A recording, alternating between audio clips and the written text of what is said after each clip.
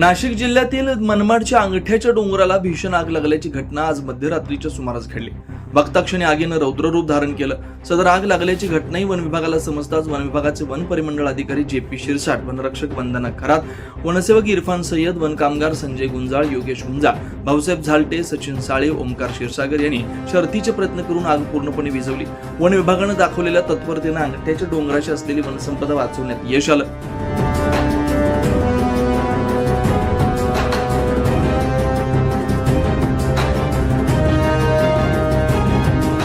मात्र काही प्रमाणात झाडं, काही वन्यजीव देखील जळून खाक झाले. मात्र ही आग या कशामुळे लागली की लावली गेली याचा तपास करावा अशी मागणी परिसरातील नागरिकांनी केली आहे. निसर्गाने दिलेली वनसंपदा जपणं आपण सर्वांचं काम आहे, त्यामुळे ही वनसंपदा जपावी असं आवाहन वन विभागाच्या वतीने करण्यात आलंय. 9 न्यूज महाराष्ट्रासाठी प्रतिनिधी आम्रपाली बाग, मनमाड.